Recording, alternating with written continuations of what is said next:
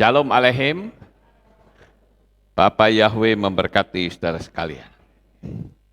Malam hari ini saya akan menyampaikan satu materi yang saya beri tema Kitab yang Hilang Sudah Ditemukan. Namun sebelumnya saya akan membacakan sebuah kesaksian terlebih dahulu, yaitu dari Bapak Desmond Sianipar. Saya akan bacakan, baru setelah itu kita akan membahas tentang hal ini. Sekali lagi kesaksian ini dari Bapak Desmond Sianipar. Shalom Papi, aku mau memberikan kesaksian. Mohon maaf sebelumnya, karena baru sekarang Pi. Pada mulanya awal saya menemukan nama Bapak yang benar itu dari nonton channel Papi pada bulan Januari tahun 2021 dengan tema Boneka Arwah.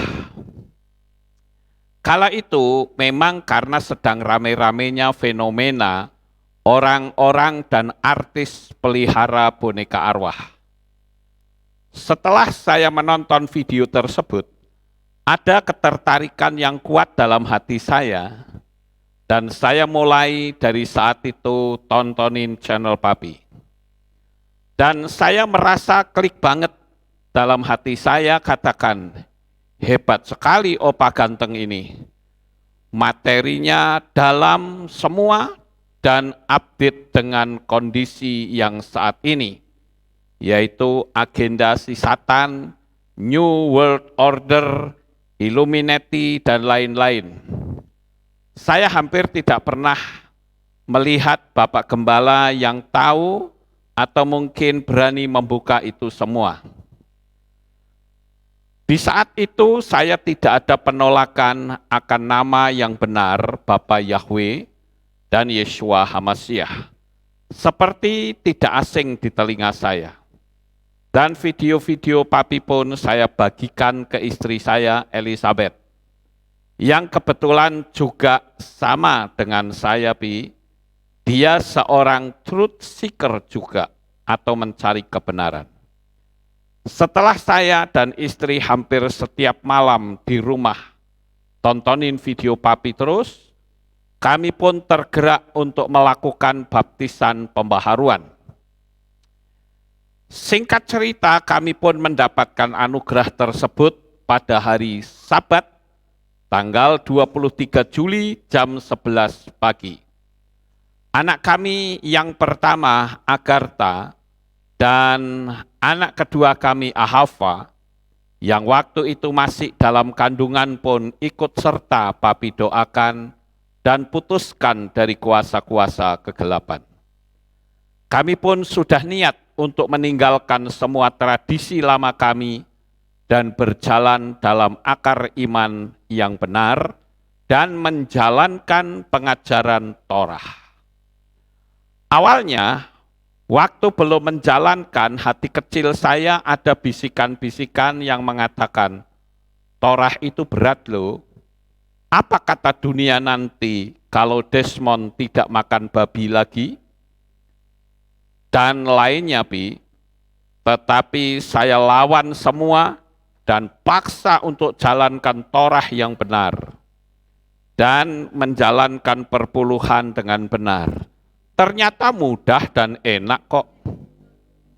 Gak ada kesulitan sama sekali. Malah sebaliknya, keluarga kecil kami malah diberkati luar biasa oleh Bapak Yahweh. Haleluya.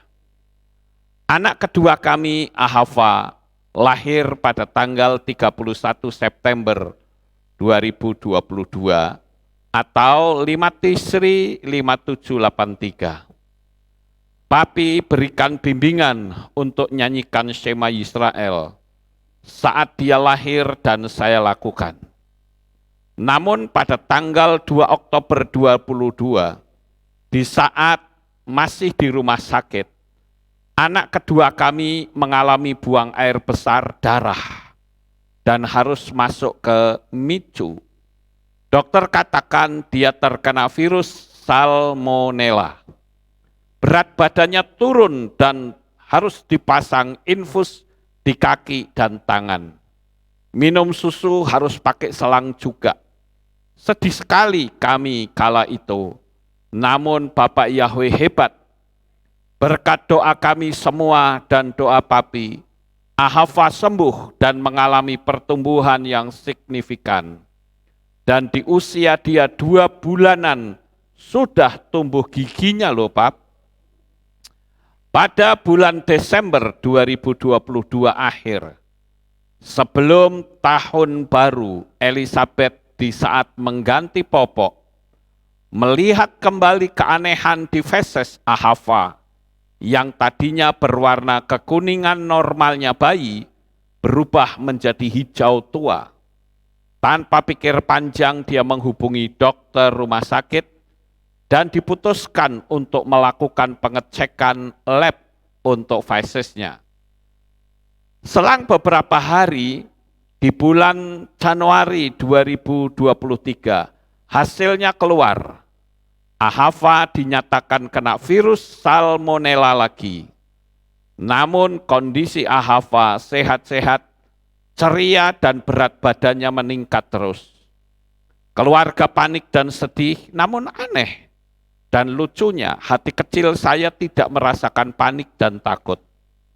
Saya ikutan panik karena melihat Elizabeth sedih saja.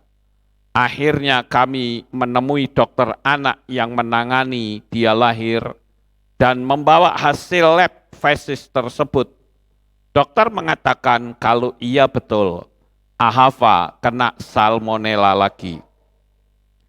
Dokternya mengatakan kalau kondisi Ahava biasa-biasa saja karena imunnya bagus dan dokter menyarankan untuk melakukan tes fesis kedua selang beberapa minggu.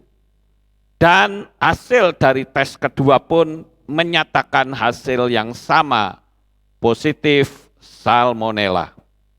Dokter pun merujuk kami untuk menemui profesor doktor untuk melakukan scan MRI untuk melihat apakah virus tersebut sudah menyebar ke kepala, hati, dan jantung. Dan puji Bapak Yahweh, di saat kami lakukan scan, Profesor Dokter tidak menemukan tanda-tanda penyebaran virus ke kepala dan hati. Semuanya clear. Profesor Dokter pun bingung, kenapa bisa ada anak bayi usia 3-4 bulan yang terkena salmonella namun sehat-sehat saja. Tumbuh makin besar dan sehat, sudah ada gigi lagi. Seperti ada selubung yang menyelubungi Ahava dari sakit penyakit itu. Sungguh hebat luar biasa Bapak Yahweh melindungi keluarga kami. Demikian kesaksian saya, Pi. Sorry kalau kepanjangan. Semoga kesaksian ini semakin menguatkan semua anak-anak Bapak Yahweh. Shalom. Nah, itu kesaksian yang sangat luar biasa Bapak Ibu. Ya. Kenapa? Karena ketika kita mengandalkan Bapa Yahweh, Dia tidak pernah mempermalukan kita. Haleluya. Baik, Bapak Ibu, sekarang kita akan belajar tentang kitab yang hilang dan sudah ditemukan. Untuk itu saya akan ajak saudara untuk membaca terlebih dahulu ayatnya di dalam kitab Daniel, pasal 12 ayat 4. Tetapi engkau, hai Daniel, sembunyikanlah segala firman itu, dan meteraikanlah kitab itu sampai pada akhir zaman. Banyak orang akan berlari kian kemari, dan pengetahuan akan bertambah. Sampai di sini pembacaan kitab suci kita. Bapak Ibu yang terkasih, saya akan memberikan sebuah pemahaman agar kita bisa memahami dengan baik.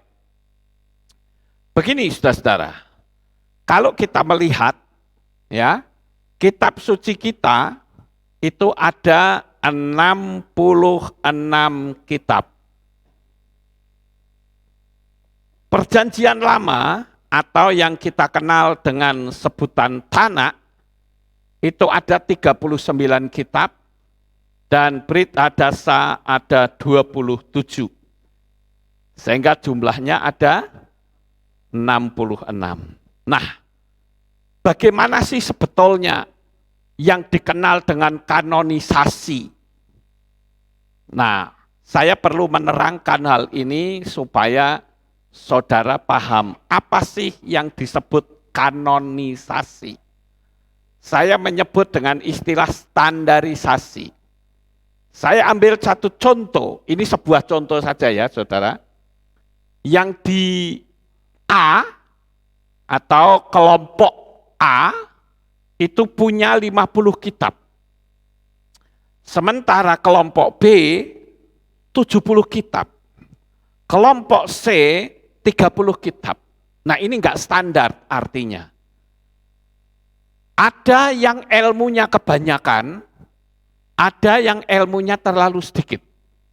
Nah kalau saudara lihat di sini, yang paling banyak itu siapa dan paling sedikit siapa? B dan C. Ya.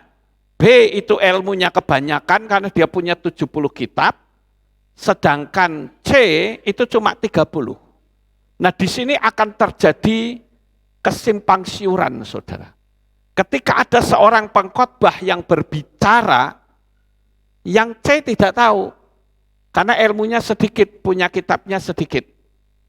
Oleh karena itu, distandarisasi yang orang mengenal dengan istilah kanonisasi.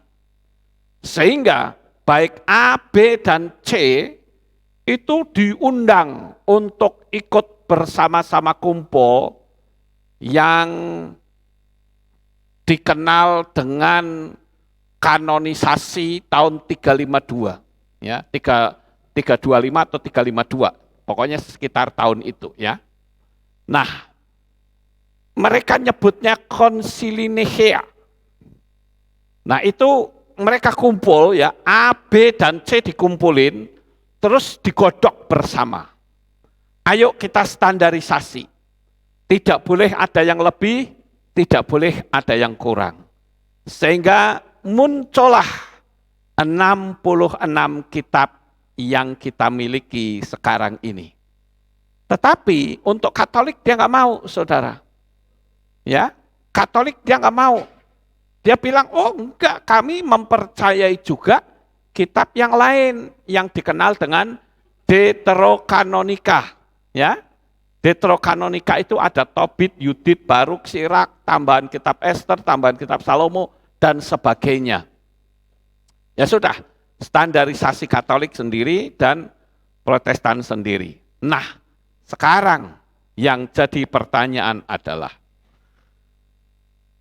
di manakah kitab-kitab yang tidak masuk dalam standarisasi, saudara? Yang tidak masuk dianggap tidak berguna. Yang tidak masuk dianggap, ya udah kita nggak perlu baca. Paham Bapak Ibu? Sehingga yang dibaca berapa? Ya sudah 66 kitab saja. Enggak usah membaca kitab yang lain. Nah, karena tidak boleh dibaca, maka kitab itu kan istilahnya dalam tanda petik enggak dipakai. Dianggap enggak valid.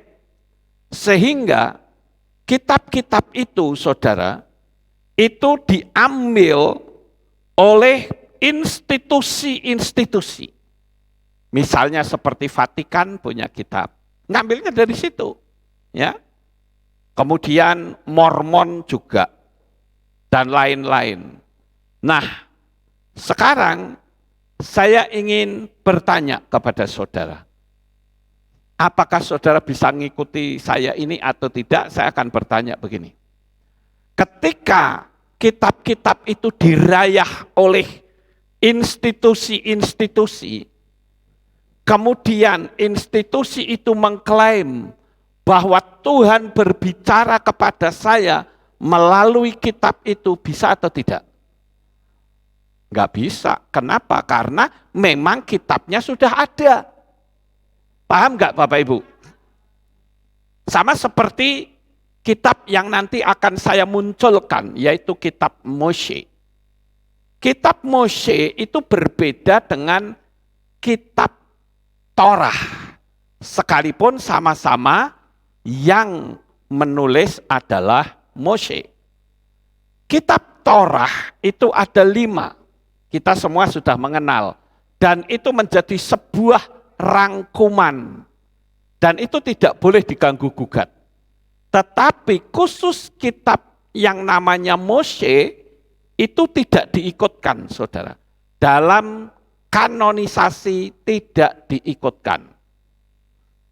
Padahal kalau kita mau mempelajari kitab-kitab yang tidak dikanonisasikan itu, maka akan muncul sebuah kisah yang akan saling melengkapi. Jadi ibarat seperti puzzle yang disambung-sambung sehingga membentuk sebuah wajah yang lengkap, saudara. Kira-kira sampai di sini paham? Nah, saya akan bacakan dalam kitab Moshe apa yang terjadi. Jadi sekali lagi saudara, kitab Moshe itu bukan kitab Torah. Sekalipun kitab Torah itu yang menulis adalah Moshe. Sampai di sini paham ya? Tetapi kitab namanya Moshe, saudara. Kalau kitab yang ditulis Moshe kan Bereshit, Shemot, Wayikra dan sebagainya. Ya kan, Kejadian, Keluaran, Imamat, Bilangan, Ulangan kan begitu. Tapi ini ada kitab namanya bukan Kejadian, Keluaran, tapi Moshe. Nah, kitab Moshe ini ternyata ada di tangannya Mormon, saudara. Ada di tangannya kelompok Mormon. Sekarang yang jadi pertanyaan, kalau kita membaca kitab Moshe ini, apakah berarti kita ikut ajaran Mormon? Tidak, bagus sekali saudara. Hanya Mormonlah yang mengklaim bahwa kami punya kitab. Betul nggak Bapak Ibu? Begitu juga dengan kitab Zohar. Itu ada dimiliki oleh Kabbalah. Kemudian kitab Yasher atau kitab Yasar. Kemudian kitab Henok, kitab Esdras dan sebagainya. Masih banyak sekali kitab-kitab yang ditemukan. Nah, ini menggenapi ayat firman Tuhan yang mengatakan, sembunyikanlah segala kitab itu dan meteraikanlah kitab itu sampai pada akhir zaman. Begitu sampai akhir zaman, kitab itu muncul, saudara. Berarti kita sudah berada di akhir zaman. Sebentar lagi Yeshua HaMasyiah akan datang untuk yang kedua kalinya. Jadi kita akan lihat kisah-kisah lain yang tidak tercatat dalam Torah, yang seolah-olah terputus. Tetapi ada dalam kitab-kitab lain yang menjadi sebuah puzzle yang lengkap dan membentuk sebuah gambar yang utuh. Pernah ada seseorang yang bertanya kepada saya, pertanyaannya begini, kenapa kok Tuhan mau membunuh Moshe? Alasannya apa? Nah itu kita nggak akan ketemu di kitab Torah, saudara. Tetapi kita akan ketemu di kitab yang lain. Kemudian ada yang bertanya, itu Yusuf atau Yosef itu ditahan di Mesir, itu berapa lama? Nggak ada yang tahu, bukan? Tetapi dengan kita membaca kitab-kitab yang lain, maka kita temukan berapa lama Yusuf itu di penjara. Kemudian, siapakah istri Potifar yang cantik jelita dan ingin meniduri Yosef? Kita tidak tahu, saudara. Tetapi ketika kita nanti membaca, kita akan tahu, saudara. Nah, disinilah dikatakan pengetahuan semakin bertambah. Nah, kalau pengetahuan semakin bertambah, mau nggak kita mengetahui tambahan-tambahan? Ini kan masalahnya begitu, saudara. Dunia ini akan mengalami penambahan pengetahuan. Ilmu kedokteran bertambah pengetahuannya. Bahkan sampai pelacuran itu pun juga bertambah. Bagaimana caranya sekalipun usianya sudah tua tetap laku. Itu kan pengetahuan, saudara. Semua sektor pengetahuan itu bertambah. Termasuk dalam dunia kerohanian iman kita. Itu bertambah. Nah, sekarang yang jadi pertanyaan adalah bagaimanakah kita ketika disodori pengetahuan yang semakin bertambah itu, apakah kita mau menerima pengetahuan itu atau kita berkata sudahlah dari dulu sudah begitu, nggak usah macam-macam. Jadi kalau kita mau, kita akan memiliki pengetahuan yang lengkap, saudara. Sehingga puzzle itu akan membentuk sebuah gambar yang menarik. Jadi, ini pertanyaan saya. Saudara setuju enggak? Jadi, masalah siapakah yang menemukannya, toh itu bukan milik mereka. Itu hanya menemukan saja. Sekarang mulai bermunculan ada kitab Yasar, kitab Henok, kitab Mose, kitab Esdras, kitab Zohar, dan masih banyak kitab-kitab lain. Dan kalau sudah muncul, yang diperhatikan adalah bukan siapa yang menyimpannya, tetapi apa isi dari kitab itu sendiri. Saudara setuju? Ya. Karena kalau misalnya saya membacakan kitab Mose, nanti orang yang tidak punya pengetahuan akan berkata, loh itu kan kitabnya orang Mormon. Salah. Ya. Orang Mormon punya kitab sendiri. Ya. Yang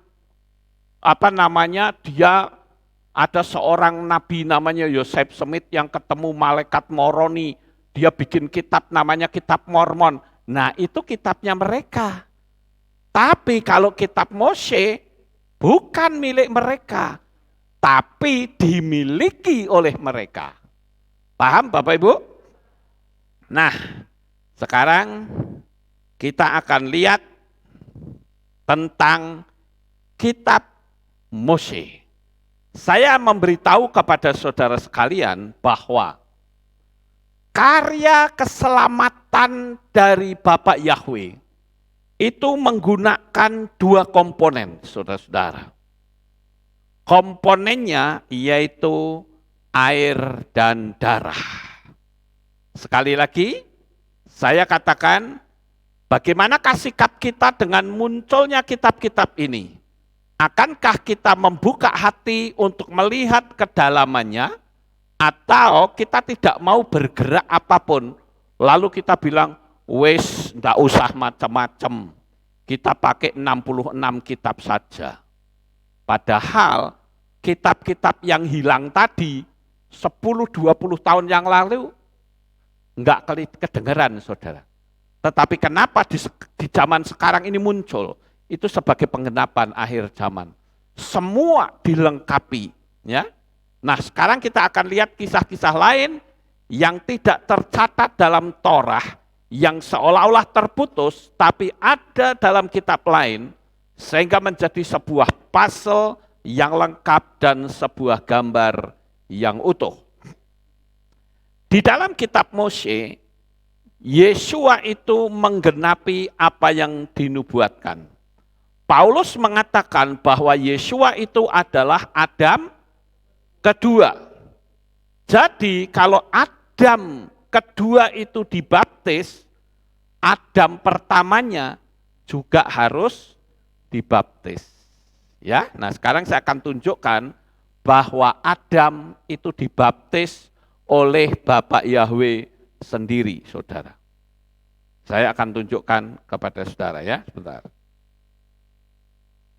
Nah, Ini saya akan bacakan di dalam kitab Mose pasal 6 ayat 64 sampai 68. Dan terjadilah ketika Tuhan telah berbicara dengan Adam, bapak leluhur kita, maka Adam berseru kepada Tuhan dan dia diangkat pergi oleh Roh Tuhan dan dibawa ke bawah ke dalam air dan diletakkan di bawah air dan ditampilkan keluar dari air.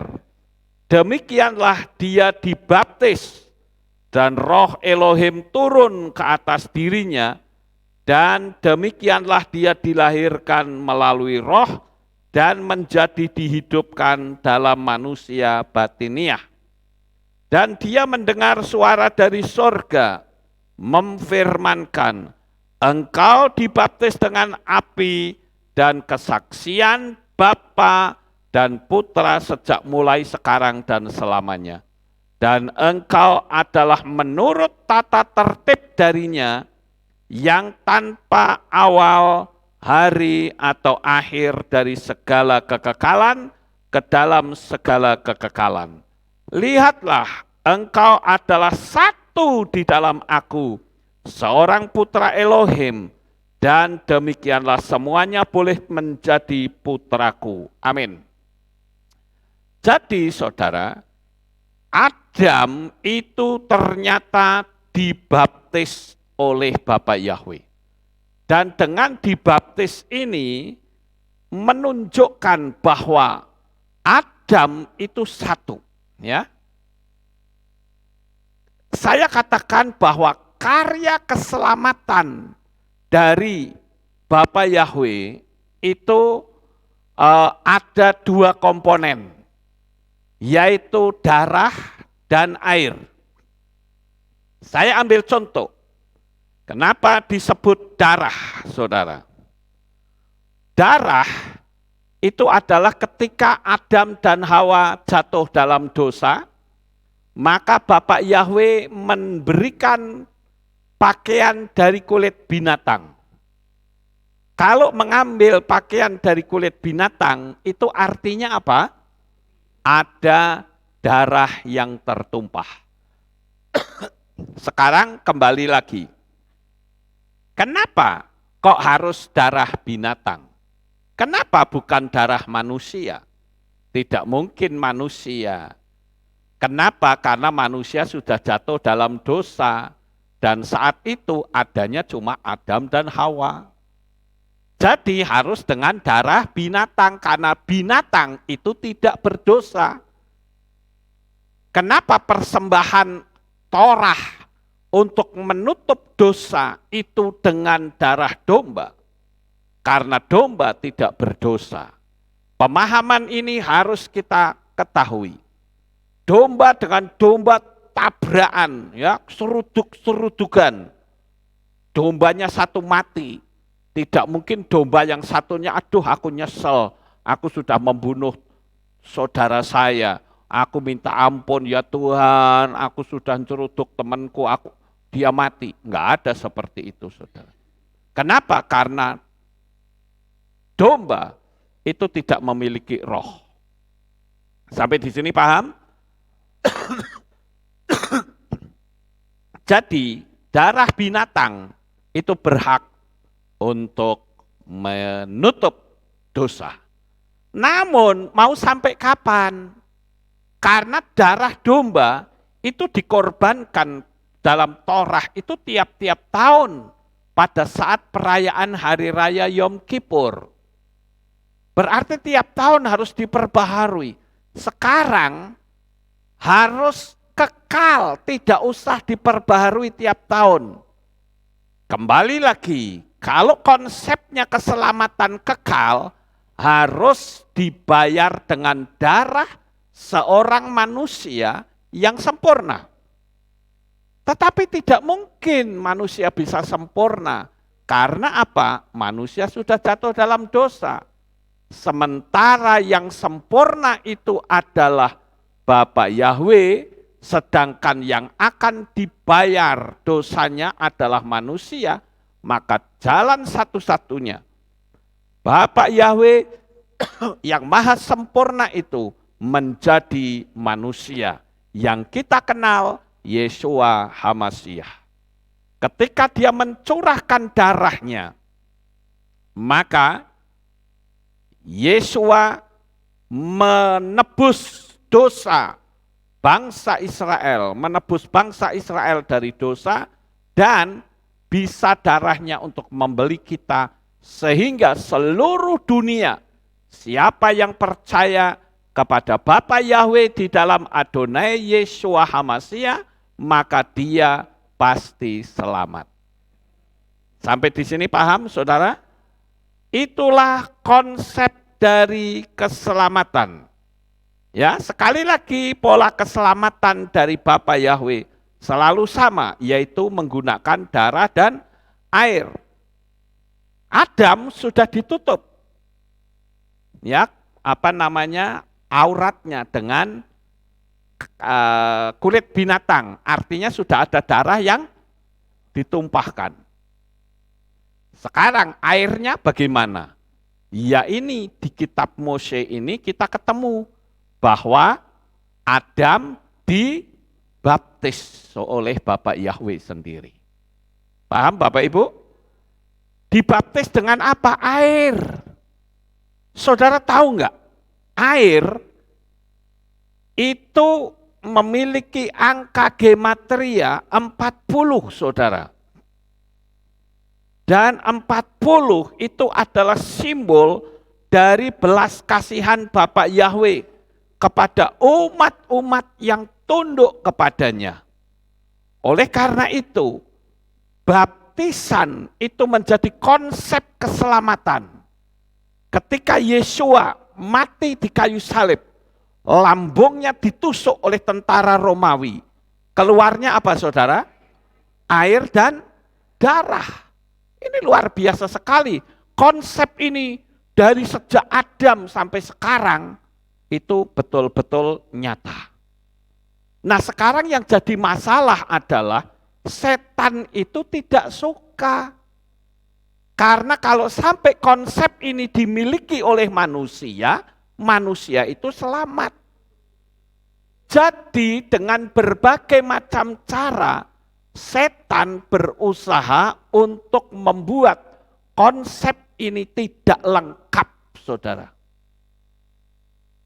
Ada orang yang percaya kepada Yeshua HaMasyiah, artinya dia percaya kepada kuasa darahnya. Betul ya?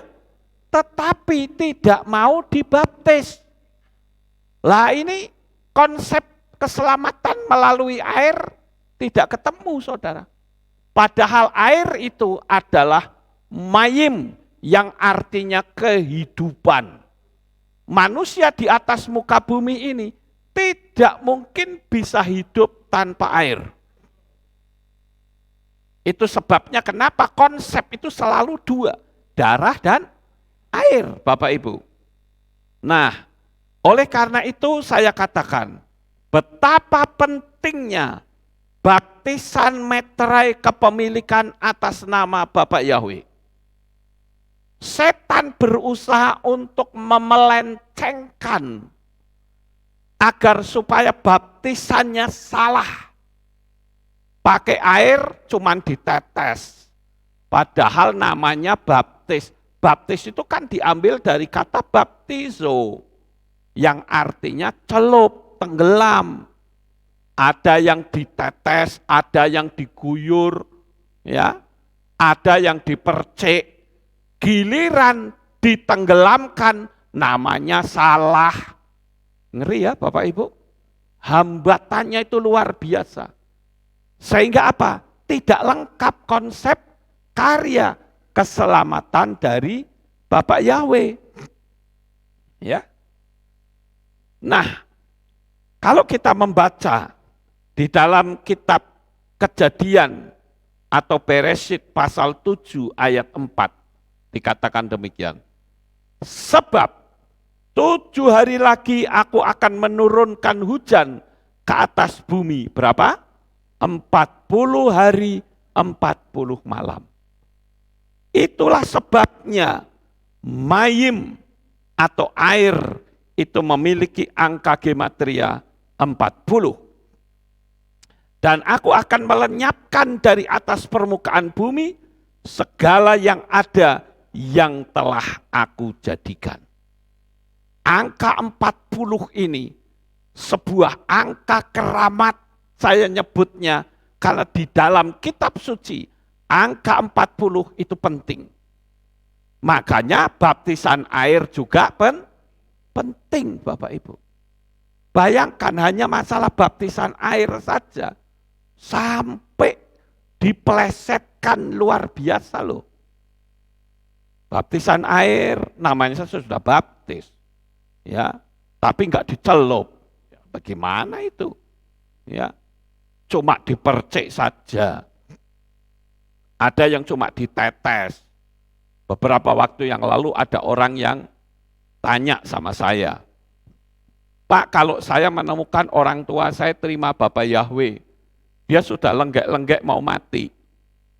Apakah saya harus membaptis dia ditenggelamkan malah cepat mati, Pak? Saya katakan tidak perlu. Enggak perlu ditenggelamkan. Dituntun saja.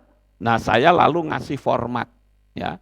Format cara berdoa orang yang sudah dalam keadaan kritis tapi mau terima Bapak Yahweh. Tak kirimi, saudara. Tinggal kamu baca, suruh dia tirukan. Atau kamu bertindak selaku imam untuk orang yang ada di depanmu. Enggak usah dibaptis. Kenapa? Itu merujuk kepada penjahat di kayu salib yang dalam detik-detik terakhir dia tidak sempat dibaptis. Ibadah pun tidak sempat. Tapi selamat atau tidak? Selamat. Itulah kasih sempurna dari Bapak Yahweh. Tapi kalau kita yang masih sehat tetapi tidak mau dibaptis, itu ngeri loh. Saudara tidak mendapatkan mayim, air kehidupan, ya. Mayim khayim itu artinya air kehidupan, saudara. Makanya baptisan itu penting.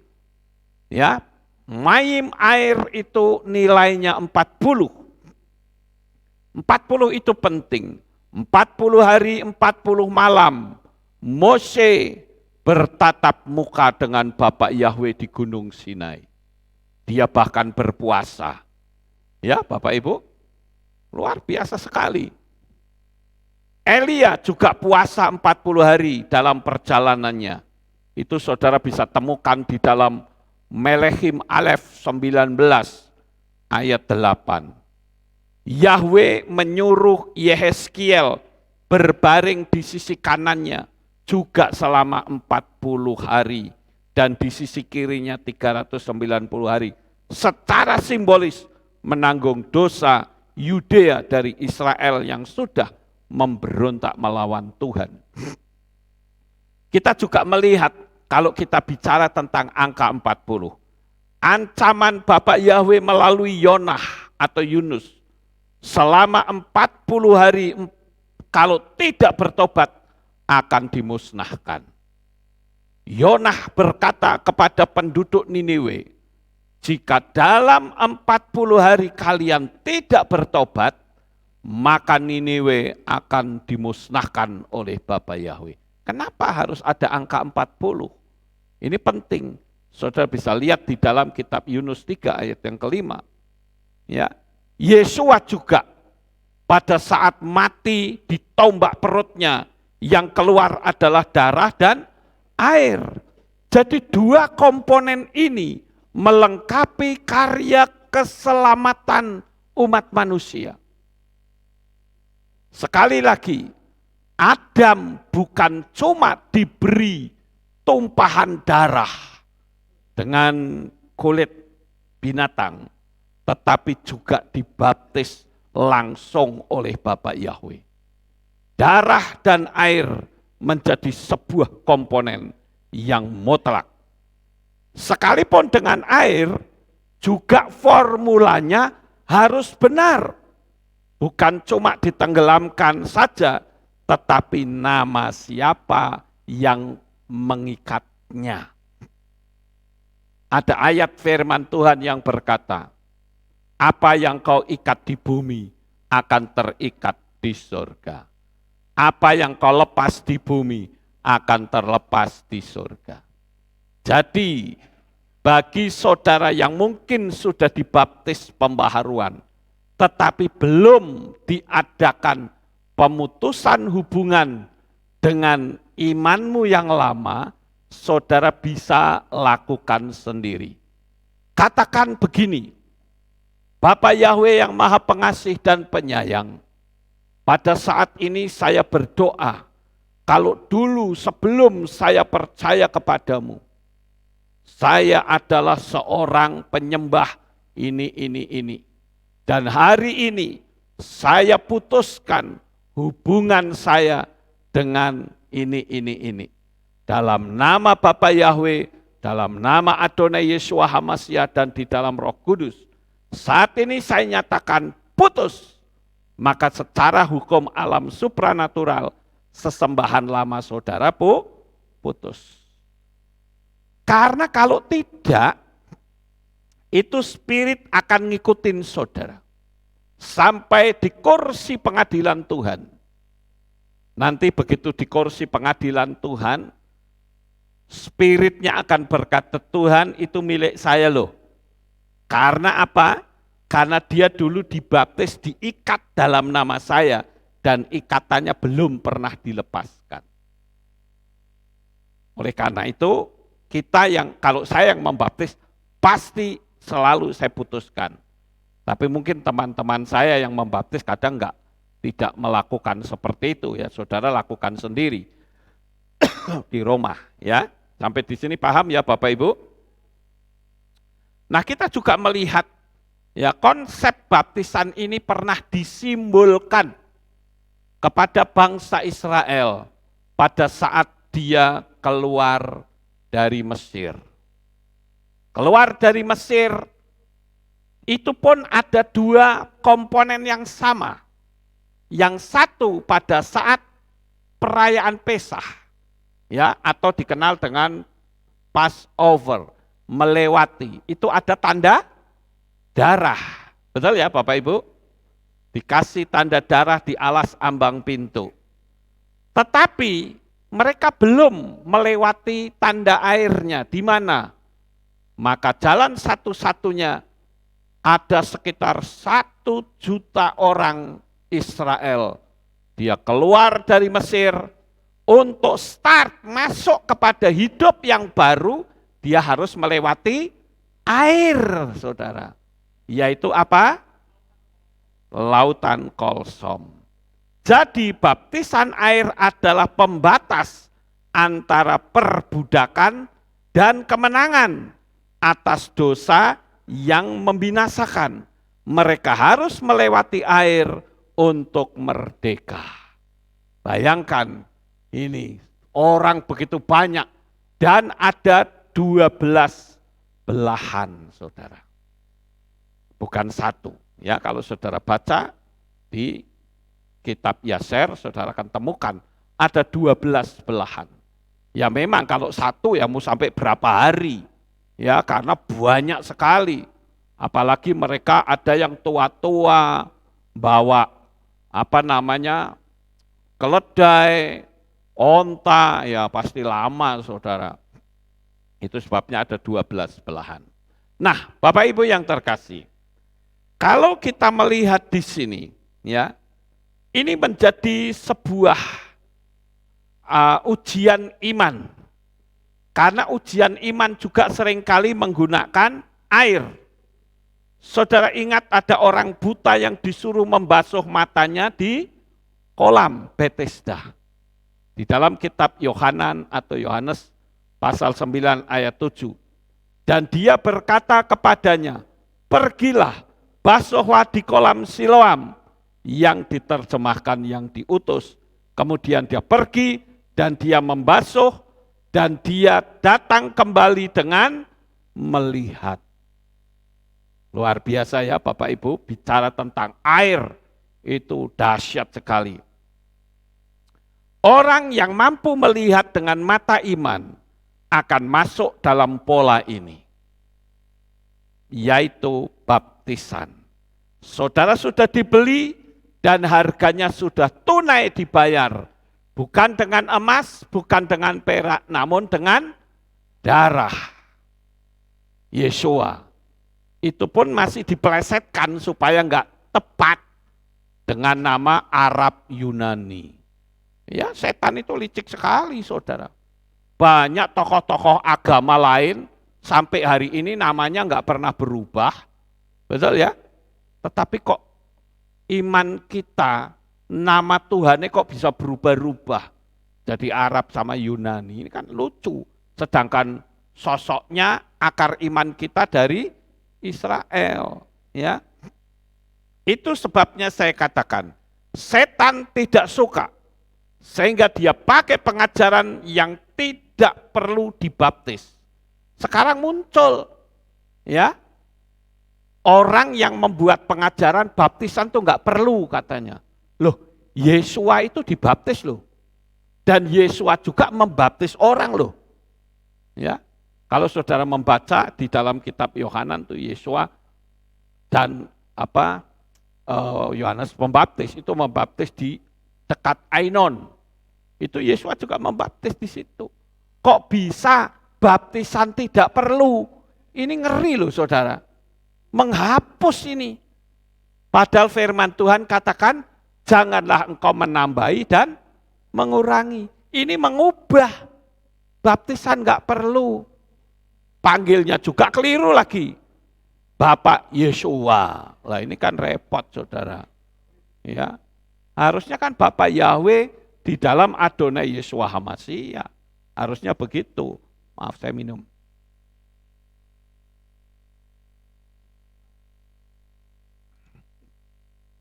Terus ada lagi, saya pernah diberitahu. Baptisan itu percik enggak apa-apa Pak, itu kan simbol katanya. Loh, nanti dulu. Kalau Tuhan suruh seperti itu ya kita lakukan. Tapi ayatnya kan baptis. Baptis itu artinya ditenggelamkan. Ya, di dalam kitab Yohanan pasal 3 ayat 5 itu juga dikatakan ketika dia keluar dari air. Kalau keluar dari air itu berarti sebelumnya di dalam air. Ya, Bapak Ibu, itu simbol. Sama seperti Indonesia. Indonesia itu punya simbol burung Garuda Pancasila. Itu harus tepat. Sayapnya ada berapa, ekornya ada berapa, bulu lehernya ada berapa, itu harus tepat. Simbolnya pun juga burungnya harus benar. Nolehnya juga harus benar. Ya.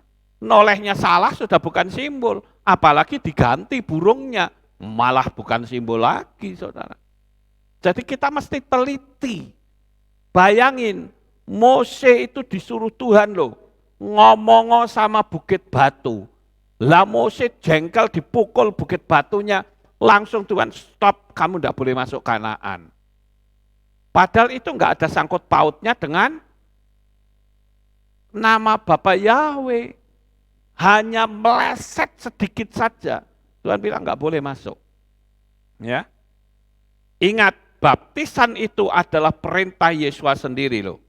Ya. Dan Adam juga dibaptis. Di dalam kitab 1 Petrus 3 ayat 21, apa sih sebetulnya maksud dari baptisan? Saya bacakan.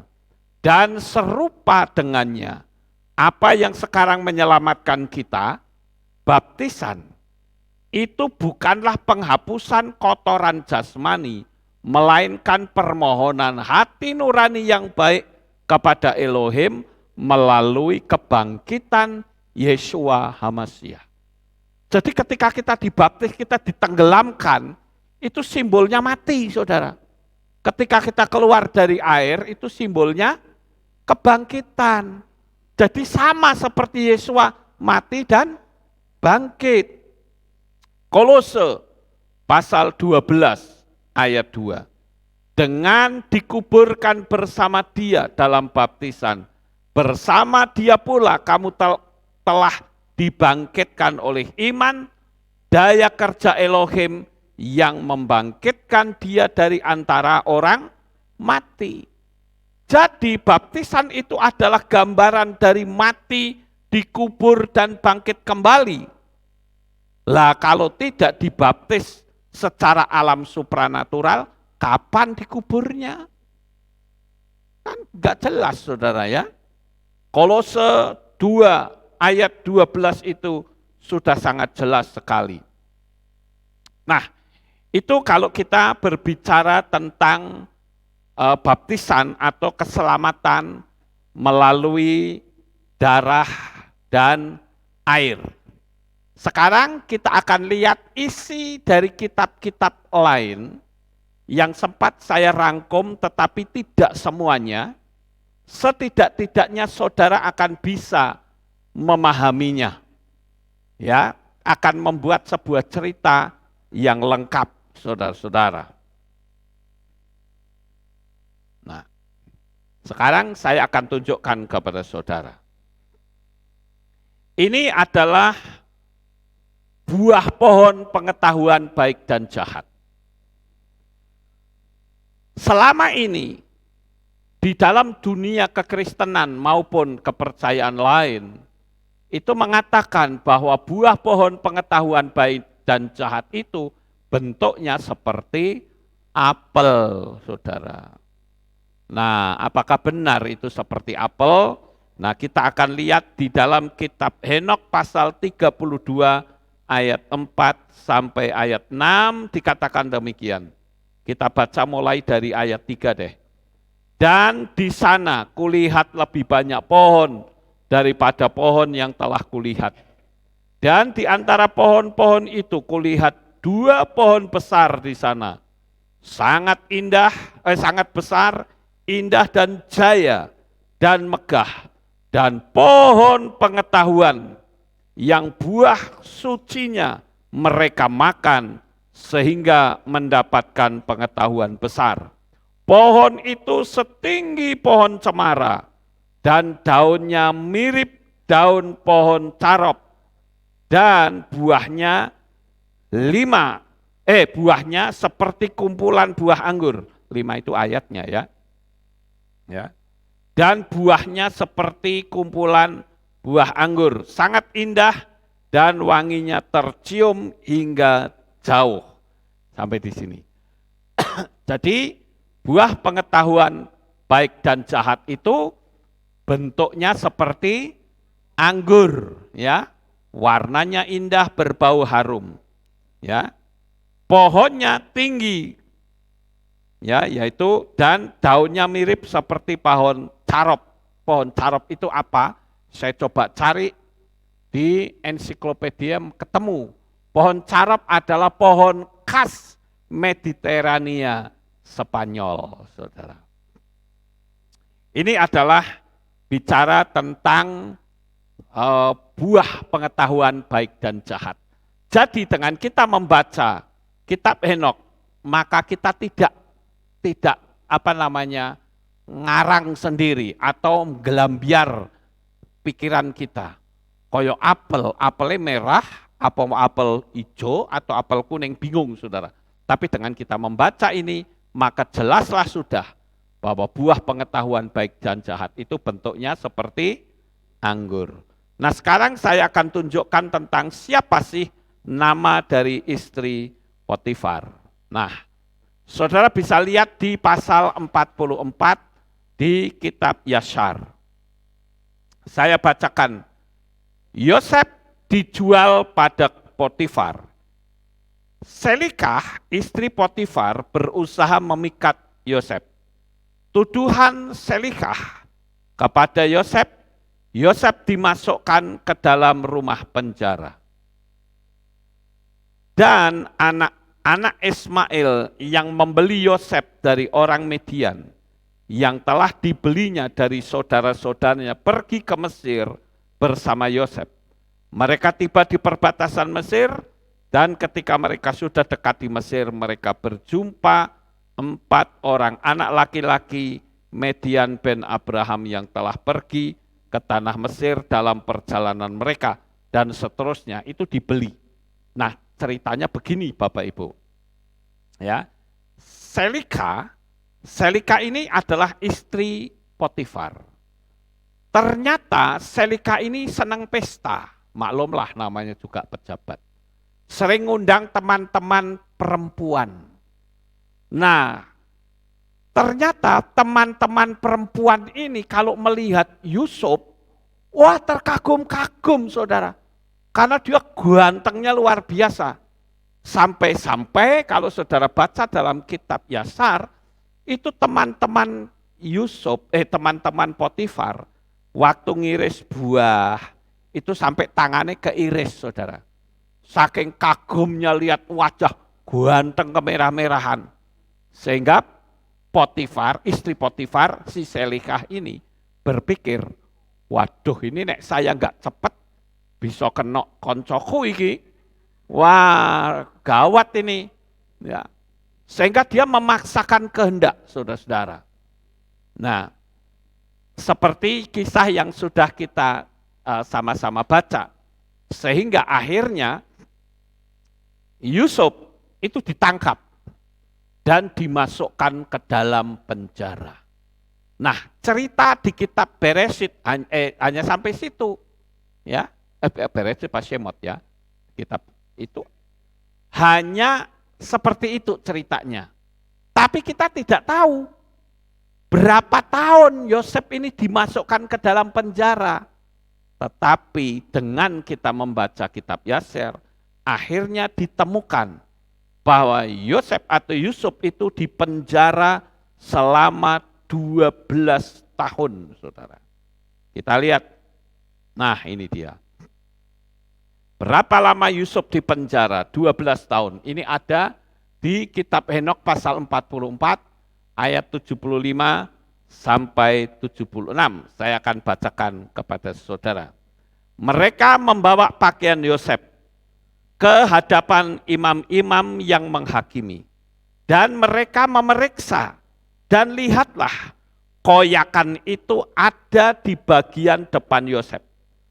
Dan semua imam yang menghakimi mengetahui bahwa perempuan itulah yang memaksa dia. Dan mereka berkata, hukuman mati tidak layak bagi budak ini karena dia tidak melakukan apa-apa.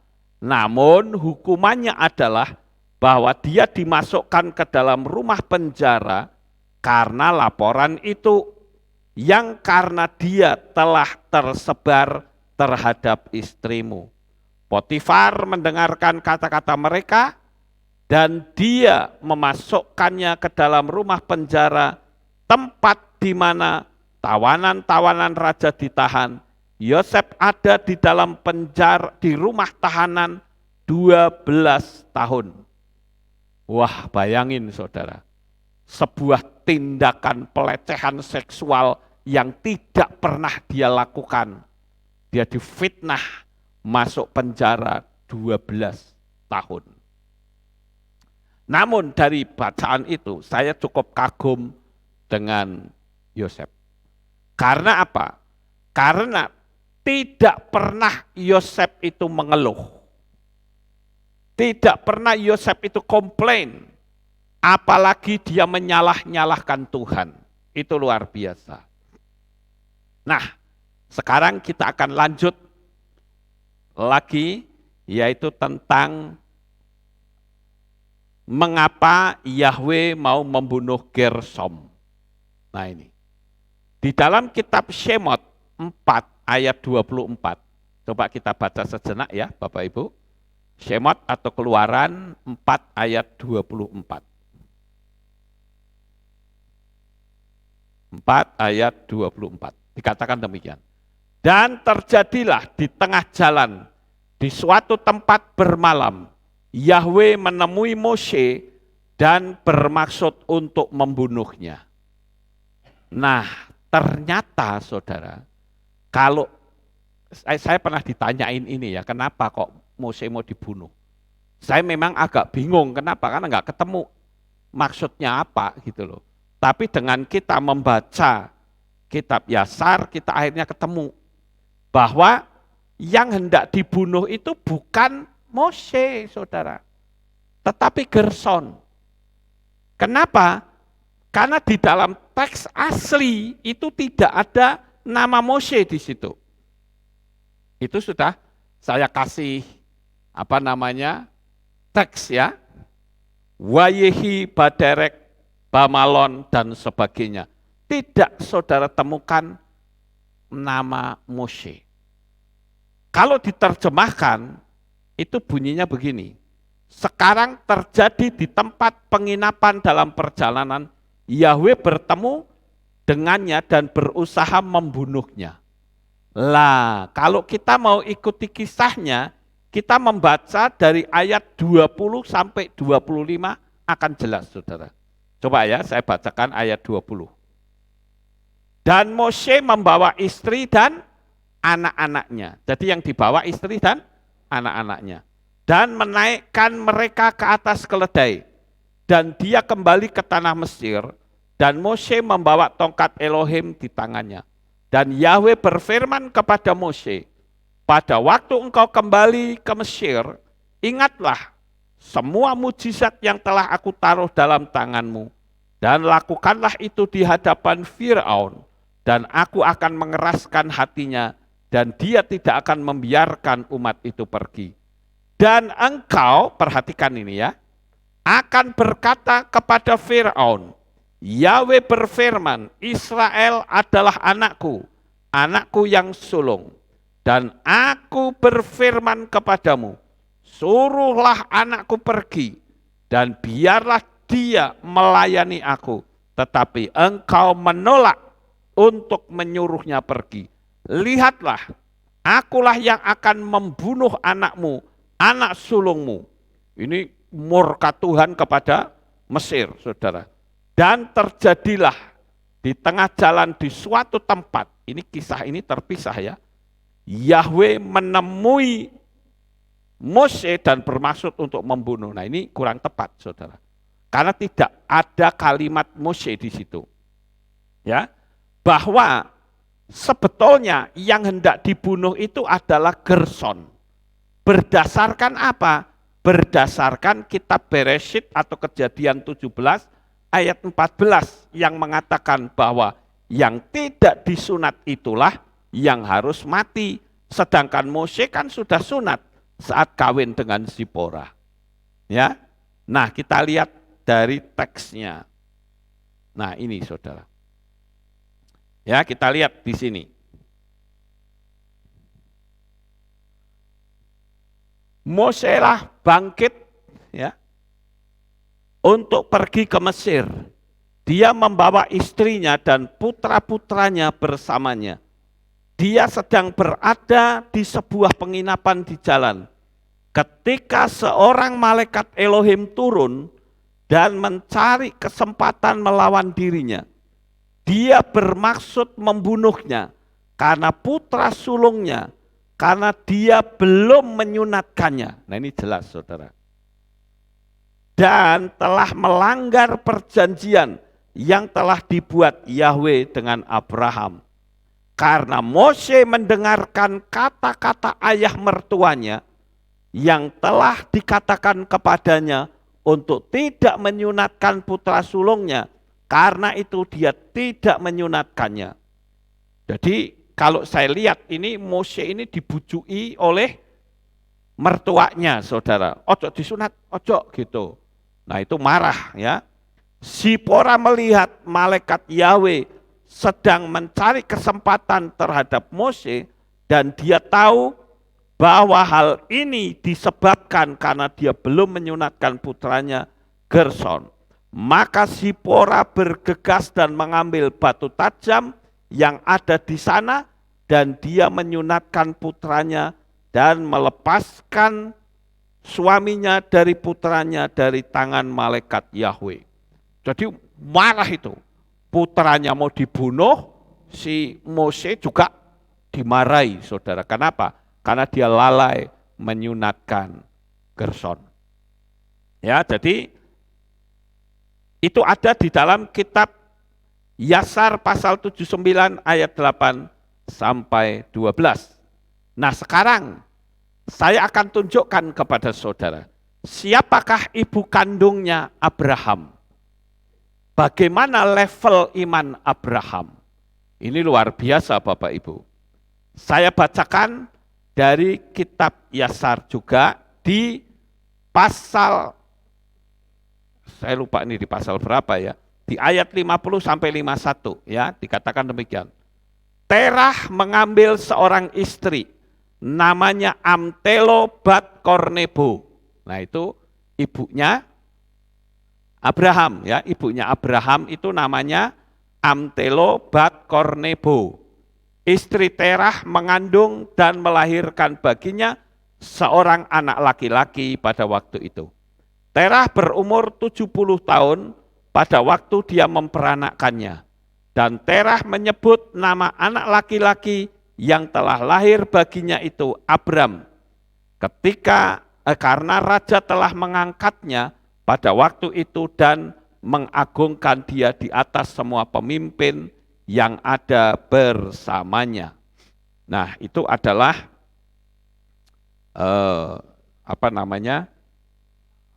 ibu dari Abraham, namanya Amtelo bat Kornebo. Nah, sekarang saudara, siapa sebetulnya Terah ini? Nah, di kitab ini pun terungkap lagi, saudara. Terah, ayahnya Abraham, adalah seorang tentara dari pasukannya Nimrod, saudara. Dan Terah itu adalah pemuja berhala. Sekarang yang jadi pertanyaan, dari mana Abraham mendapatkan iman? Sedangkan bapaknya itu pemuja berhala. Ya, saya bacakan ini. Abram ada di rumah Noah selama 39 tahun. Jadi bapak rohaninya siapa? Noah, saudara. Abraham itu dibimbing oleh Noah untuk mengenal Bapak Yahweh. Dan Abram mengenal Yahweh sejak berumur 3 tahun. Dan dia berjalan di jalan-jalan Yahweh hingga hari kematiannya. Seperti Noah dan anaknya Shem telah ajarkan kepadanya, semua anak-anak manusia di bumi pada waktu itu sangat berdosa terhadap Yahweh. Dan mereka memberontak melawan dia. Mereka melayani ilah-ilah lain dan melupakan Yahweh dan yang menciptakan mereka di bumi. Penduduk bumi membuat bagi diri mereka sendiri pada waktu itu setiap orang ilahnya sendiri. Ilah kayu dan batu yang tidak dapat berbicara, mendengar ataupun menyelamatkan. Dan anak-anak manusia melayaninya dan itu menjadi Elohim mereka. Sekarang saya lanjut di ayat yang ke-7. Raja dan semua hamba-hambanya dan Terah dengan seisi rumahnya adalah yang pertama-tama dari antara mereka yang melayani ilah-ilah dari kayu dan batu. Terah memiliki 12 ilah berukuran besar yang terbuat dari kayu dan batu. Menurut jumlah 12 bulan dalam setahun. Dia melayani satu ilah tiap bulannya dan setiap bulan Terah akan membawa korban sajian dan korban curahan kepada ilah-ilahnya. Demikianlah dilakukan Terah sepanjang waktu. Jadi di sini terungkap bahwa bapak rohaninya Abraham adalah Noah. Dan Terah ini adalah seorang tentara. Tentara Nimrod, tetapi pemuja berhala. Ada 12 ukuran besar. Nah, ada sebuah cerita, saudara. Sekali waktu Noah ini pulang ke rumah bapaknya, Abraham ini pulang ke rumah bapaknya dari rumahnya Noah. Begitu dia masuk rumah, dia jengkel luar biasa karena di rumah itu penuh dengan berhala. Lalu dia ngomong sama Terah, dia bilang gini, Pak, coba Bapak tunjukkan kepada saya, ya, Bapak tunjukkan kepada saya, itu Tuhan kita itu macam apa. Lalu Terah ngomong begini, kamu lihat di rumah kita, wah ini Elohim kita ini banyak, ya dia memelihara kita nih tiap tahun, kita puja. Abraham jengkel, saudara. Dalam hati, titeni nanti malam. Ya, begitu sudah pergi, Terahnya, Abraham ngambil kampak, ngambil palu, itu berhala-berhala yang kecil, itu diobrak-abrik, saudara. Disisani satu berhala yang paling besar, saudara. Nah, kampaknya itu ditaruh di situ. Ya. Lah, waktu Terah pulang, marah, loh ini kok mobrak-mabrik, gak karu-karuan kayak begini, bagaimana? Kamu pasti ya yang ngerusak, kata Terah kepada Abraham. Abraham bilang, enggak, aku enggak ngerusak. Tadi aku lihat bahwa ini yang gede ini ngamuk ini. Ngamuk ini yang kecil-kecil diobrak-abrik. Lah, si Terah ngomong, bagaimana bisa? Ini kan terbuat dari kayu, terbuat dari yang nggak bisa berbuat apa-apa. Mana bisa dia mukulin yang lain? Abraham ngomong, loh kalau Bapak ngerti kalau ini tidak bisa berbuat apa-apa, kok disembah? Tapi dasar orang kelas kemasukan setan, ya Abraham itu dilaporkan ke rajanya, ke Nimrod, saudara. Ini lucu ya. Anak dewe kok dilapor ke raja ya. Abraham ditangkap, saudara. Setelah ditangkap diapain? Dilempar ke dalam dapur api perapian seperti Hananya, Misael, Azaria. Ya. Terus di situ ada satu orang yang namanya kalau nggak salah Nahor ya. Itu mati karena ternyata dia itu tidak sungguh-sungguh dengan Bapak Yahweh. Dia masih campur-campur, saudara. Nah ini juga menjadi bahan peringatan untuk saudara yang sudah percaya kepada Bapak Yahweh, jangan campur-campur. Ya, lah kalau campur enak. Loh ini bukan campur, saudara. Bikin Bapak Yahweh cemburu. Ya, jadi ini adalah sebuah kisah yang cukup menarik. Sekarang saya tunjukkan lagi. Siapakah manusia raksasa yang hidup pada zaman Noah? Bongkar sekalian ya, saudara. Nah, siapakah manusia raksasa yang hidup pada zaman Noah? Yaitu adalah keturunan para raksasa. Ya, saya bacakan ya. Ini saya baca dari kitab Beresyit pasal 6 ayat 2 dan 4.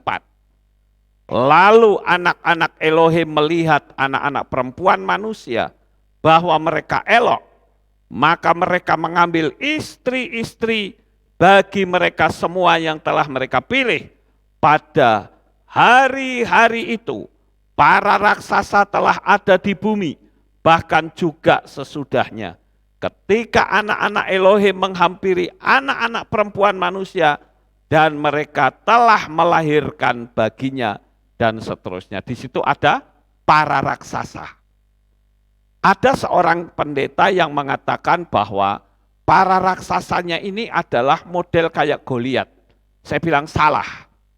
Karena Goliat itu tingginya enggak seberapa dibanding raksasa ini, saudara. Nah, kalau kita melihat di sini, para raksasa ini adalah keturunan dari malaikat Semiasa. Malaikat Semiasa itu adalah malaikat watcher angel sebetulnya, atau malaikat pengawas.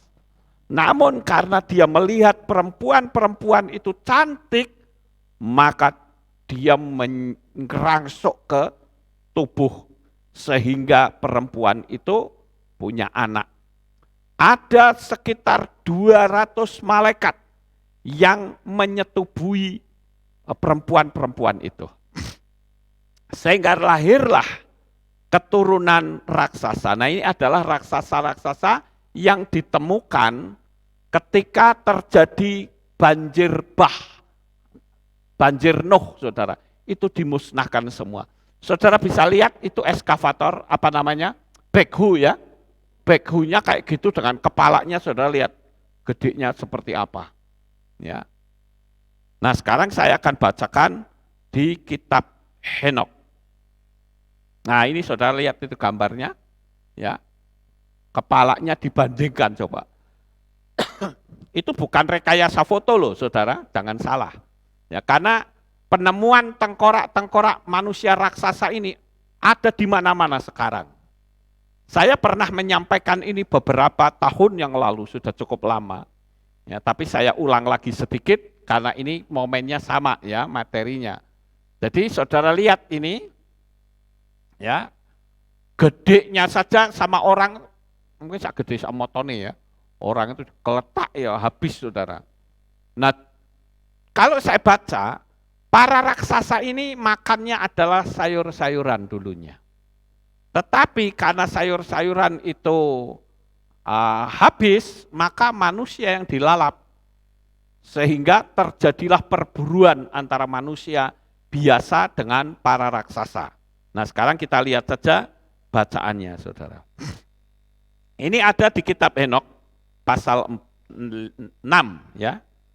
Dan datanglah saat anak-anak manusia telah berlipat ganda, sehingga pada saat itu lahirlah bagi mereka putri-putri yang cantik dan rupawan.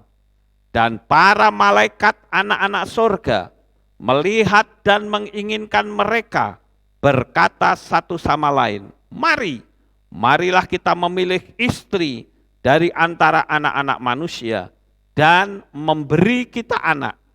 Dan Semiasa, pemimpin mereka, berkata kepada mereka, aku takut kalian tidak akan setuju untuk melakukan hal ini, dan aku sendiri harus menerima hukuman untuk suatu dosa besar. Dan mereka semua menjawabnya dan berkata, marilah kita bersumpah dan mengikat diri kita dengan suatu kutukan bersama untuk tidak menghentikan rencana ini, tapi untuk melakukannya. Lalu mereka semua bersumpah dan mengikat diri mereka dengan kutukan bersama atas sumpah itu, dan jumlah mereka semuanya 200 orang yang turun pada masa Yaret di puncak Gunung Hermon, dan mereka menyebutnya Gunung Hermon karena mereka telah bersumpah dan mengikat diri mereka dengan kutukan bersama atas sumpah itu. Dan inilah nama pemimpin-pemimpin mereka: Samlasas pemimpin mereka, Arakiba, Rameel, Kokabiel, Tamsel, Ramiel, Daniel, Ezekiel, Barakial, Asael, Armaros, Batarel, Ananel, Zakiel, Samsapel, Satarel, Turel, Yomyael, Sariel, dan inilah pemimpin-pemimpin, setiap 10 dari mereka. Wow, ngeri sekali ya Bapak Ibu. Sekarang kita lanjut lagi di bab yang ke-7. Dan semua yang lain bersama dengan mereka mengambil istri, dan masing-masing memilih satu, dan mulai memasuki mereka dan mencemari diri mereka dengannya, dan mereka mengajarkan jimat-jimat dan mantra-mantra dan cara memotong akar-akaran dan memperanakkan mereka dengan tetumbuhan. Dan mereka pun hamil, dan mereka melahirkan raksasa-raksasa yang tingginya 3.000 L. Ya, perhatikan 3.000 L ya, yang memakan habis semua hasil usaha manusia. Dan mereka, manusia tidak lagi mampu memelihara mereka. Para raksasa itu mengkhianati mereka dan memakan manusia. Dan mereka mulai melakukan dosa terhadap burung dan hewan dan binatang melata. dan ikan dan saling memangsa dan minum darah. Lalu bumi menjatuhkan hukuman bagi orang-orang yang tak berhukum. Nah, sekarang saya cari tahu nih, 3000 L itu berapa ya? Nah, ini saya temukan ya di salah satu ensiklopedia. Dr. A. Neilan menafsirkan 3000 L sebagai 300 hasta dalam bukunya Complete Book of Enoch, halaman 20. Namun jika kita menggunakan patokan ukuran kitab Ibrani dan Talmud, 1 L setara dengan 45 sampai 52 cm. Jadi raksasa tingginya 3000 L sekitar 1350 meter. Amat sangat besar. Ini yang mendasari mitologi Yunani tentang dewa-dewa Titan atau raksasa dan mitologi Jain India yang mencatat tinggi badan Rishabha atau dewa pengajar pertama pada zaman Avarspani adalah 5000 danusa atau busur panjang. Jadi tingginya berapa? 1300 meter. Itu 1 kilo lebih saudara tingginya ya. Sekarang kita buktikan, betul nggak ada orang yang tingginya seperti itu? Nah, kalau tingginya seperti itu berarti pasti ada benda-benda yang tingginya juga seperti itu. Sekarang kita buktikan saudara. Nah, kalau saudara pergi ke Amerika, ada itu tunggul pohon ya. Itu namanya Devil's Tower International Monument. Itu sebetulnya adalah pohon raksasa yang pernah dilihat oleh Raja Nebukadnezar dalam mimpinya, saudara. Nah, ini kalau saudara lihat ya, itu ada di Amerika. Kita akan baca di dalam kitab Beresit 6 ayat 11 sampai 13.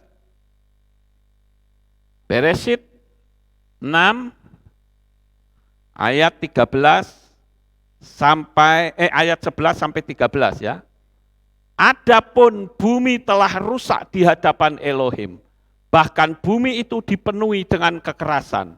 Maka Elohim menilik bumi dan lihatlah dia telah rusak, karena setiap manusia telah merusak jalan hidupnya di bumi. Lalu berfirman kepada Noah, kesudahan semua manusia telah tiba di hadapanku, karena bumi telah dipenuhi kekerasan dari pihak mereka. Dan lihatlah, aku menghancurkan mereka bersama bumi. Lalu Tuhan menyuruh Noah untuk bikin bahtera. Begini saudara, ternyata pada waktu para raksasa itu sudah mulai menjadi besar, menjadi dewasa, dia memangsa manusia. Dan saat itu terjadi pertumpahan darah, perburuan yang luar biasa. Ya tentu saja manusia kalah. Wong tingginya saja 1 kilometer lebih kok saudara. Nah saudara bayangkan, itu pohon ini adalah bukti pohon raksasa. Jadi masuk akal kalau seandainya ada orang yang tingginya seperti itu. Lah ini pohon-pohon yang tinggi biasa saja itu bawah itu saudara. Ya. Nah sekarang sebelum saya lanjut, ada baiknya kalau kita tonton videonya sedikit ya. Yang dilihat dari drone seperti apakah pohon ini. Silakan diputar.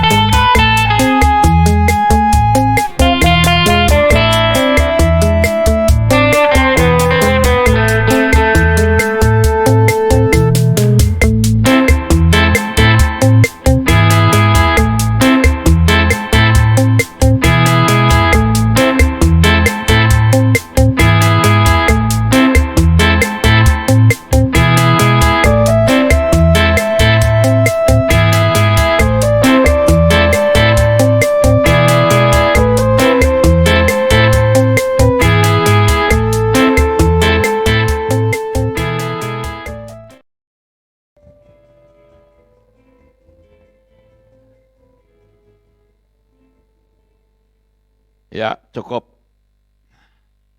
Nah, itu adalah merupakan pohon raksasa.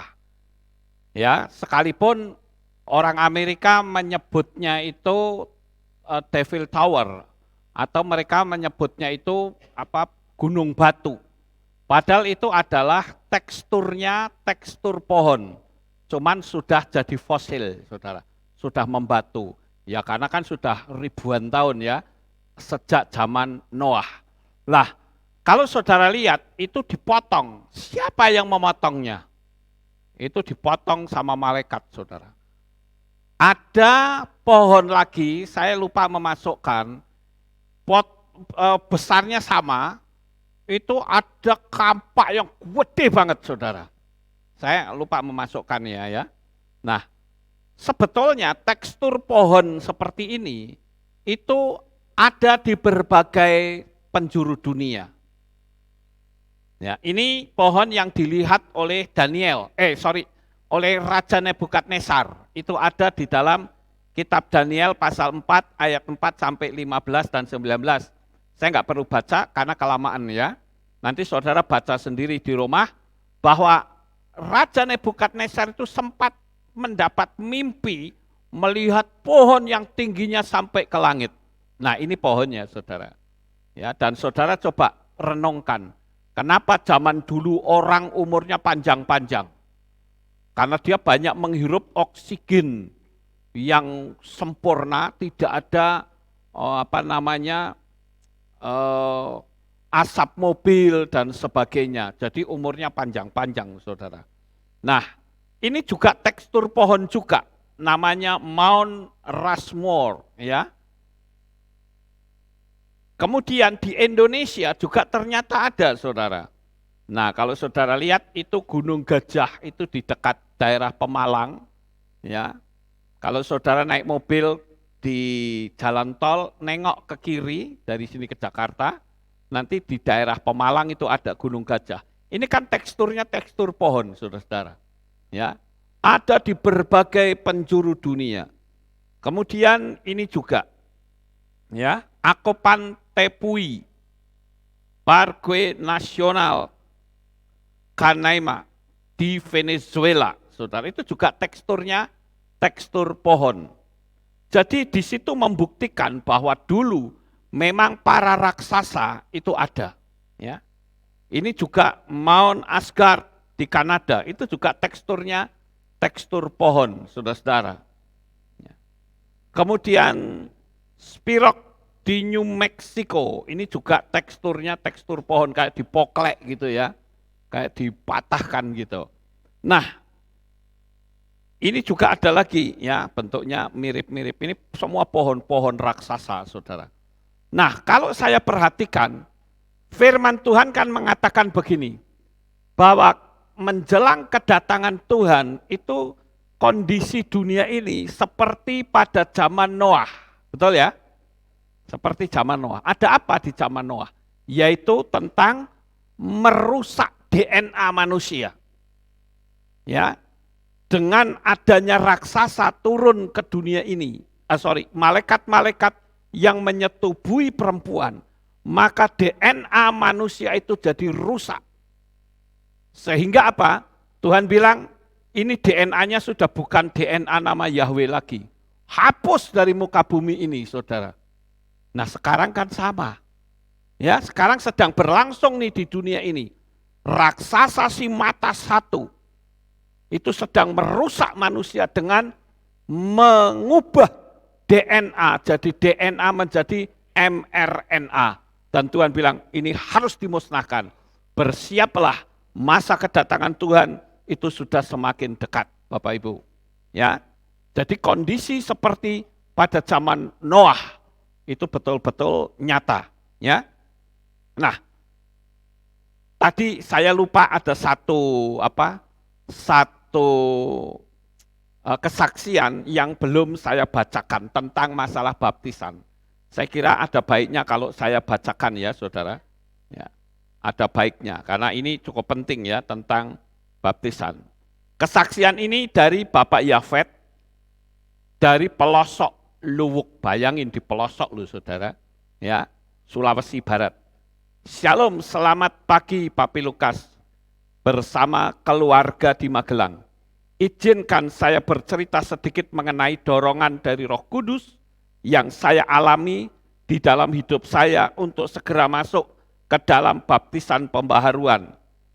Di pertengahan bulan November 2022, saya mengalami dorongan yang kuat untuk bisa segera mengikuti baptisan pembaharuan. Setelah saya tiap hari mengikuti ibadah melalui siaran YouTube dari Papi Lukas dan JNAS Channel serta melakukan doa di tengah malam. Tetapi herannya ketika hendak mengirim WA ke Papi Lukas, nomor Papi Lukas yang saya ambil melalui screenshot pada saat mengikuti ibadah channel JNAS, tidak saya temukan lagi di dalam galeri HP saya. Akhirnya saya tidak jadi mengirimkan WA ke Papi Lukas. Dan dorongan yang kuat yang kedua kalinya saya alami semalam, tepatnya tanggal 29 Maret 2023 kira-kira jam 12.18 menit, saya kembali mengalami dorongan yang kuat untuk segera ikut dalam baptisan pembaharuan. Setelah saya mengikuti ibadah melalui siaran YouTube yang dibawakan oleh Bapak Pendeta Yakub Sulistyo dan doa meminta pengampunan atas segala dosa-dosa yang pernah saya perbuat di masa lalu dan doa meminta kesembuhan atas penyakit yang sudah lama saya alami dan penyakit meriang, batuk, flu yang juga saya alami bersama anak saya Fania semalam. Dengan spontan saya seperti diarahkan mengirimkan WA ke Papi di tengah malam untuk segera masuk dalam baptisan pembaharuan. Setelah saya mengikuti ibadah dan pengajaran-pengajaran yang luar biasa kaya mengenai kebenaran firman di dalam pola Ibrani yang benar melalui siaran YouTube yang dibawakan oleh Papi Lukas, Bapak Pendeta Yakub Sulistyo, Bapak Pastor Yosef Roy, Bapak Pastor Yosef Aditya Eka Putra dan channel JNAS. 4 bulan belakangan ini, saya dengan penuh kerendahan hati sudah siap dengan syarat-syarat untuk masuk baptisan pembaharuan. Terima kasih banyak, mohon maaf WA dari saya agak panjang. Bapak Yahweh di dalam Yeshua HaMashiach memberkati kita semua. Haleluya, amin. Nah, saudara, sekarang ini Roh Kudus langsung berbicara kepada orang-orang tanpa disuruh. Mereka masuk dalam pemahaman bahwa saya memang harus dibaptis, ya. Nah, sekarang saya lanjut, saudara-saudara. Munculnya kitab-kitab yang hilang atau tersembunyi berarti kedatangan Tuhan sudah hampir. Yang kedua, banyak kejutan-kejutan yang dimunculkan dari kitab itu. Yang ketiga, kisah-kisah yang seperti puzzle mulai terlihat wajah aslinya.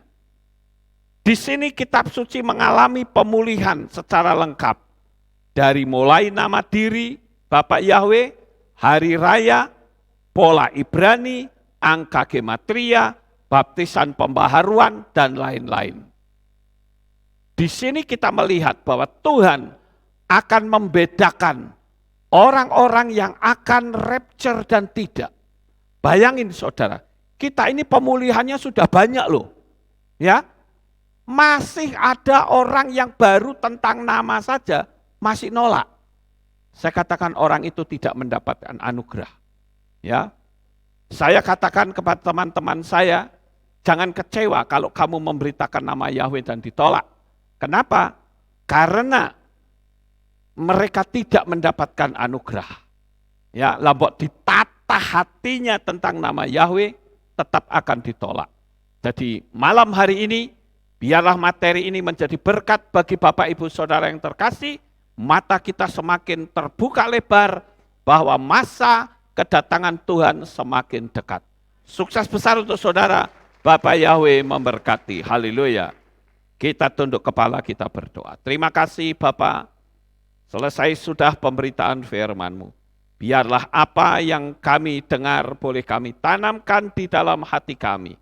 Saat ini kami tahu para raksasa si mata satu berusaha untuk merangsek dengan caranya untuk membuat DNA kami berubah. Tapi kami akan tetap bertahan sampai pada titik nafas yang penghabisan. Terima kasih Bapa di sorga. Kami serahkan anak-anak-Mu juga dalam tangan-Mu. Bagi mereka yang sudah mengalami pencemaran, Tuhan ampuni, Tuhan pulihkan, sehingga saat rapture mereka punya kesempatan untuk bersama-sama menyongsong Engkau di awan-awan yang permai. Terima kasih Bapa Yahweh, di dalam nama Adonai Yeshua HaMashiach kami sudah berdoa. Amin. Haleluya. Kita akan dengar pengumuman. Shalom. Berjumpa kembali dalam Aleph Tau Update News. Berikut kami sampaikan pengumuman minggu ini. Info 7 Hari Raya. Hadirilah Hari Raya yang ditetapkan oleh Bapa Yahweh, Hari Raya Pesah, yang akan dilaksanakan pada hari Selasa 4 April 2023 pukul 6 sore di Kehilat, dengan tema Bebas dari Belenggu Dosa. Hadirilah Hari Raya Roti Tak Beragi atau Mazzah Pembuka pada hari Rabu 5 April 2023 pukul 6 sore dengan tema Darah Yesua menyucikan dan menguduskan umat manusia. Ada perjamuan kudus. Bagi jemaat yang sedang sakit dan ingin dilayani perjamuan kudus di rumah, dapat mendaftar di kantor Kehilat. Dan bagi jemaat yang berhalangan hadir untuk mengikuti ibadah, saudara dapat mengambil roti dan anggur di kantor Kehilat. Pendaftaran dan pengambilan roti dimulai pada hari Minggu 26 Maret 2023 hingga Selasa 4 April 2023. Bagi subscriber yang ingin mengikuti prosesi perjamuan kudus, masing-masing orang dapat menyiapkan 4 roti dan 4 air anggur untuk bersama-sama melakukan prosesi perjamuan kudus secara live streaming. Subscriber yang ingin mengetahui cara membuat roti tak beragi dapat mengikuti langkah-langkah pembuatan roti tak beragi melalui link YouTube yang telah dicantumkan di kolom deskripsi. Hadirilah Hari Raya Buah Sulung atau Bikurim yang akan dilaksanakan pada hari Minggu 9 April 2023 pukul 6 pagi dengan tema Bawalah persembahan sulungmu kepada Yahweh. Jemaat diberi kesempatan untuk memberikan persembahan sulung. Ibadah sore digabung pagi. Info donor darah. Dalam rangka memperingati Hari Raya Bikurim, Kehilat Aleph Tau akan mengadakan aksi sosial donor darah yang dilaksanakan pada hari Minggu 9 April 2023 pukul 9 pagi di Kehilat. Bagi yang berminat dapat mendaftar di kantor Kehilat paling lambat pada hari Minggu 2 April 2023. Bagi saudara yang mengikuti kegiatan ini, saudara memiliki kesempatan untuk mendapatkan door prize yang akan diumumkan pada saat Mazzah penutup. Dan hadirilah Hari Raya Mazzah penutup pada hari Selasa 11 April 2023 pukul 6 sore. Ibadah Rabu digabung Selasa. Demikian pengumuman minggu ini. Sampai jumpa di Aleph Tau Update News selanjutnya. Bapa Yahweh memberkati. Amin. Itulah pengumumannya, kita akan akhiri kebaktian kita. Saya mengundang kita bersama-sama bangkit berdiri, kita tutup dalam doa. Terima kasih Bapa Yahweh. Selesai sudah ibadah kami dari awal, pertengahan sampai pada akhirnya. Sebentar lagi anak-anak-Mu akan pulang ke rumah mereka masing-masing. Jaga, lindungi, peliharakan mereka sampai di rumah dengan selamat. Pertemukan kembali pada jam-jam ibadah mendatang di dalam ikatan tali kasih-Mu. Terima kasih ya Bapa Yahweh, kami menyerahkan semuanya ini di dalam tangan-Mu. Engkau berkati mereka, beri kekuatan, kesehatan, damai, sejahtera. Di dalam nama Adonai Yeshua HaMashiach, kami sudah berdoa. Mari kita angkat tangan kita dan kita akan menerima berkat Kohanim. Haleluya. Yefare keka Yahweh wa yismereka.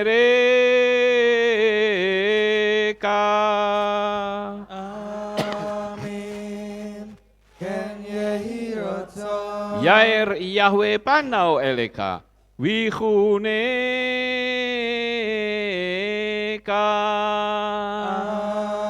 Amen. Ken yehi rotso. Yesa Yahweh panau eleka wayashem lecha shalom. Amen. Ken yehi rotso. Baruk atapair ufaruk atabasadeh. Engkau akan diberkati di kota dan kau akan diberkati di ladang. Amen. Baruk peripit ne kau friat mat kau frifahem teka shikar ala peka westerotsoneka. Diberkatilah buah kandunganmu, diberkati hasil bumimu, diberkati hasil ternakmu, anak-anak lembumu dan anak-anak dombamu. Amin. Baruk tanah kau misyar teka diberkatilah bakulmu dan tempat adonanmu. Amin. Baruk ata baboy kau faruk ata betseteka dan kau akan diberkati pada waktu kau masuk dan engkau akan diberkati pada waktu engkau keluar. Amin. Baruk ata Yahweh Elohenu melek haolam besem Yeshua hamasya waruah hakodes kile olam faet. Kami sudah berdoa dan mengucap syukur. Haleluya.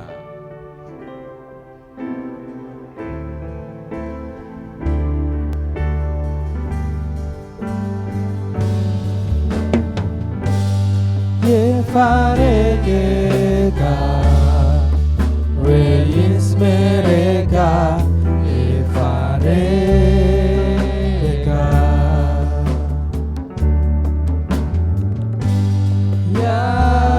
Yahweh, Panaweleka, Wikuneka.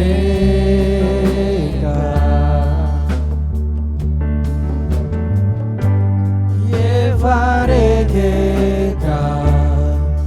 Reis mereka, Yefaregeka.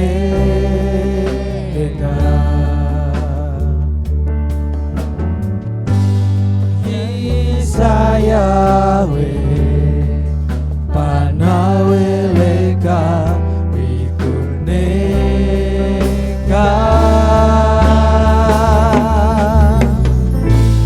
We Hashem leka, Shalom, Shalom. We Hashem leka,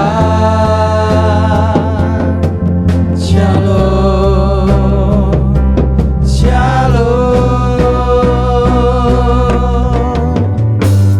Yefaregeka, reis mereka, Yefaregeka. Selamat malam, selamat pulang. Bapak Yahweh memberkati.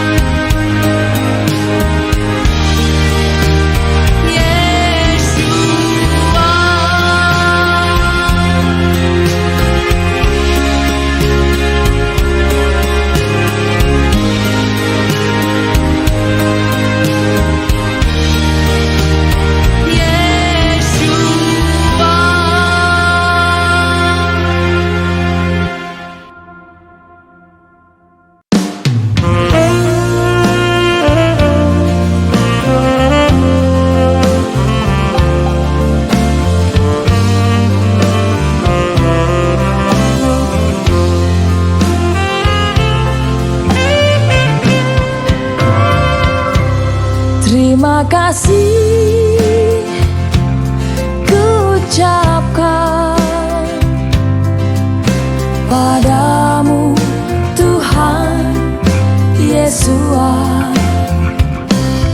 untuk semua yang telah kau beri. Betapa besar kasih-Mu.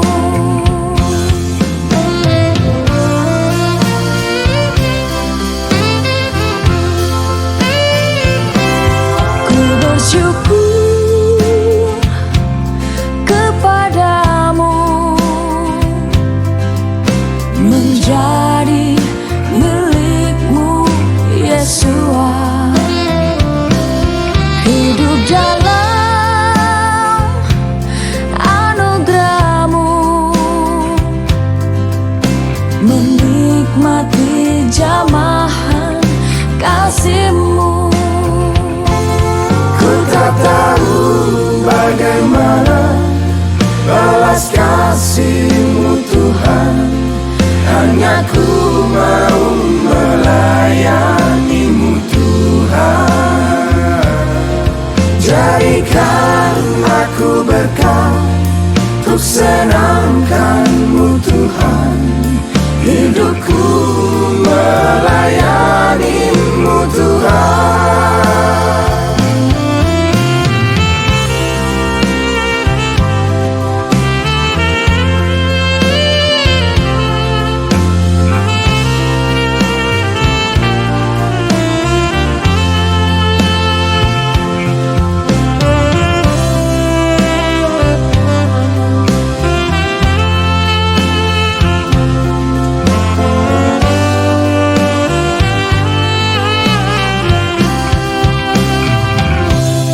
Sebab ku tahu bersama-Mu tak berkekurangan hidupku. Ku tak ragu untuk hari esok, sebab Kau peliharaku selalu. Tahu bagaimana balas kasih-Mu Tuhan, hanya ku mau melayani-Mu Tuhan. Jadikan aku berkat untuk senangkan-Mu Tuhan, melayani-Mu selamanya. Ku tak tahu bagaimana balas kasih-Mu Tuhan, hanya ku mau melayani-Mu Tuhan. Jadikan aku berkat untuk senangkan-Mu Tuhan, melayani-Mu selamanya. Jadikan aku berkat untuk senang